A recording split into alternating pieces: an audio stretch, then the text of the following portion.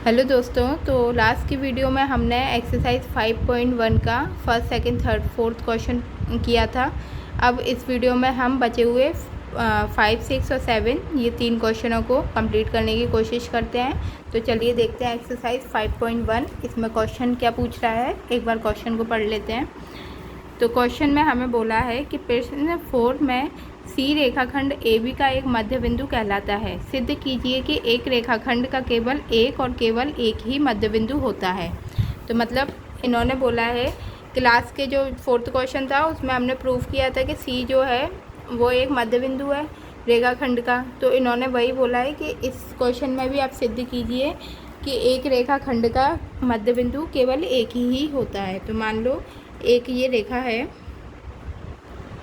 ये एक रेखा हो गई, ठीक है, ए और बी दो इसके ये पॉइंट हैं, इसका मध्य बिंदु यहाँ पर सी है, ठीक है। अब इस सी के साथ ये तो हमें क्वेश्चन में बोल दिया और हमें प्रूफ भी करके दिखाना है। तो अब प्रूफ करने के लिए हम क्या करेंगे, एक और मध्य बिंदु इधर डी ले लेते हैं, ठीक है। ये हमने अपनी मर्ज़ी से ले लिया एक मध्य बिंदु डी। तो अब इसमें क्वेश्चन में इस क्वेश्चन को प्रूफ करना है कि ये जो डी है इसका मध्य बिंदु सी जो ऑलरेडी था वो डीसी भी डीसी को भी एक ही मध्य बिंदु के तौर पर गिना जाए, अलग अलग मध्य बिंदु नहीं हो। तो इसको प्रूफ करने के लिए हम देखते हैं।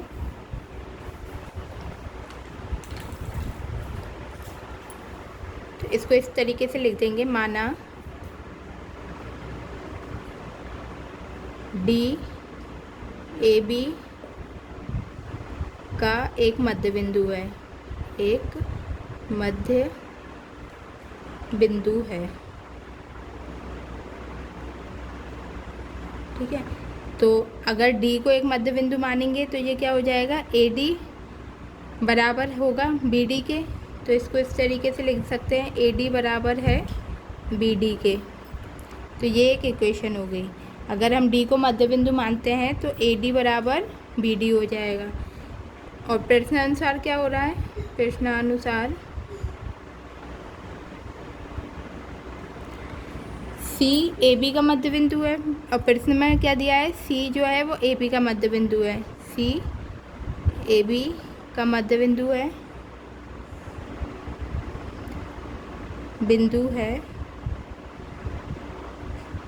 तो इसको किस प्रकार से लिख देंगे, ए सी बराबर बी सी के होगा, ए सी बराबर बी सी।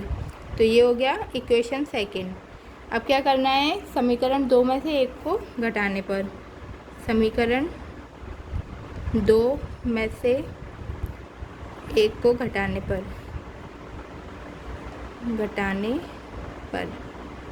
तो जब इसमें से इसको घटाएंगे तो ये क्या हो जाएगा, A C minus A D बराबर B C minus B D, ठीक है। तो अब ए सी में से हम ए डी को माइनस करना है। ये पूरा ए सी है, इसमें से ए डी को माइनस कर देंगे तो क्या बचेगा, बी डी। मान लो ये एक लाइन है ए सी की, ठीक है, और इधर एक अन्य पॉइंट है डी। तो इस ए सी में से, ठीक है, इस ए सी में से इस ए डी को माइनस कर देंगे तो बचेगा क्या, डी सी। तो ये डी सी बच गया। इसी प्रकार से बी सी में से बी डी को माइनस करना है, यानी कि बी सी में से बी डी को माइनस करना है। पर ये देखिए आप, ये बी डी की लाइन है और सी यहाँ पर है, ठीक है। तो अब बी सी में से हमें बी डी को माइनस करना है, यानी कि बी सी छोटा है और बी डी बड़ा है।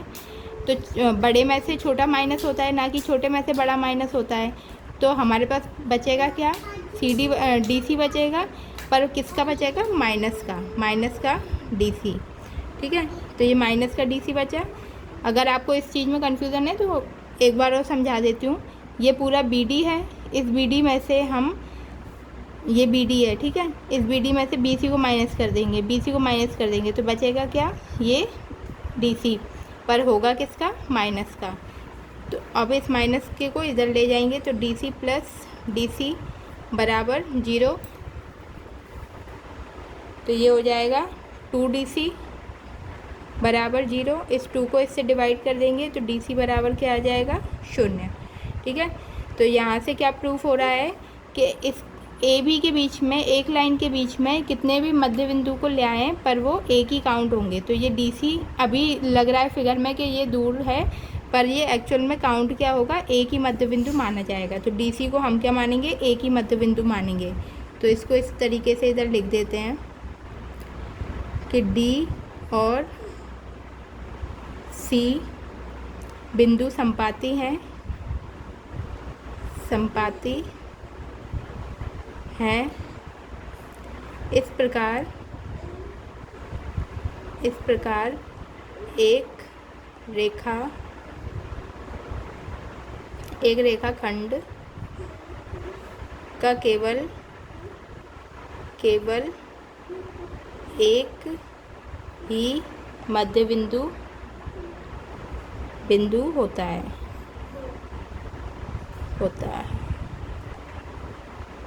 ठीक है, तो इस प्रकार से ये क्वेश्चन हमारे यहाँ कंप्लीट हुआ। अगर इस क्वेश्चन में थोड़ा भी कन्फ्यूज़न है तो आप वीडियो को फिर से रिवर्स करके देख सकते हैं। अब चलिए अगला क्वेश्चन देख लेते हैं, क्वेश्चन नंबर 6। चलिए, तो क्वेश्चन नंबर 6 में बोला है आकृति 5.10 में यदि AC बराबर BD है तो सिद्ध कीजिए AB बराबर CD होगा। ये हमें फिगर दिया है, इसमें बोल रहे हैं कि AC बराबर BD है तो प्रूफ करना है कि AB बराबर CD होगा। तो चलिए इसको देख लेते हैं क्वेश्चन को। ये फिगर है, ठीक है, इसमें A दिया है, D, B, C, ठीक है। तो अब इसमें बोल रहे हैं, क्वेश्चन में दिया है AC बराबर BD, ये कि हमें दिया है, ठीक है। तो अब इसमें प्रूफ करना है कि ये AC जो है, इस AC को अगर हम दो भाग में तोड़ दें तो क्या बनेगा, एक AB प्लस BC। तो इस AC को हम इस प्रकार से लिख सकते हैं AB प्लस BC। तो AB प्लस BC। इसी प्रकार से BD को भी दो भाग में तोड़ सकते हैं, तो BC प्लस CD। तो ये हो जाएगा BC प्लस CD। अब इससे BC से BC कट जाएगा तो क्या बचेगा, AB बराबर CD, ठीक है। तो ये हमारा प्रूफ हो गया। ये इक्वेशन किससे बनी है, यूक्लिड के नियम अधिग्रहित 4 के अनुसार, यूक्लिड की अभिग्रहित 4 के अनुसार। ये लाइन इसके नियम 4 के अनुसार आ रही है। सिंपल है कि इस AC को तोड़ दिया तो ये क्या बन जाएगा, AB प्लस BC, वही लिख दिया। और इस BD को भी तोड़ दिया तो ये बन जाएगा BC प्लस CD। अब BC से BC आपस में कट गए तो बचा AB बराबर CD। यही हमें प्रूफ करना था। तो यहाँ पर हमारा क्वेश्चन नंबर 6 भी कंप्लीट होता है। अब क्वेश्चन नंबर 7 और देख लेते हैं, ठीक है। अब क्वेश्चन नंबर 7 में है यूक्लिड की अभिग्रहितों की सूची में दिया हुआ अभिग्रहित 5 एक सर्वव्यापी सत्य क्यों माना जाता है। तो यूक्लिड की जो अभिग्रहित 5 है वो मैं आपको दिखा देती हूँ। ये दी गई है, ये 5 दी है अभिग्रहित, पूर्ण अपने भाग से बड़ा होता है। यानी कि ये बोल रहे हैं कि एक जो पूर्ण है उसके अंदर कई सारे भाग हैं। तो ये जो भाग, जाहिर सी बात है कि ये जो पूर्ण है वो अपने आप में ही बड़ा है, इसके अंदर कितने भी भाग हो सकते हैं, वो सब इससे छोटे ही होंगे। तो ये वही बोल रहे हैं कि जो पूर्ण है वो अपने भाग से बड़ा है, ये इसकी अभिग्रहित 5 में दिया गया है। तो इसको इस प्रकार से लिख देंगे, क्योंकि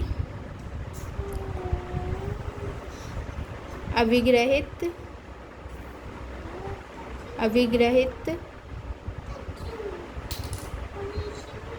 5 कहता है कि पूर्ण अपने भाग से बड़ा होता है, जो कि ब्रह्मांड की हर वस्तु के लिए सत्य है, जो कि ब्रह्मांड की हर वस्तु के लिए सत्य है। ठीक है, तो क्या है, पूर्ण जो है, पूर्ण मान लो एक और एग्जांपल देख लेती हूँ कि इंडिया है।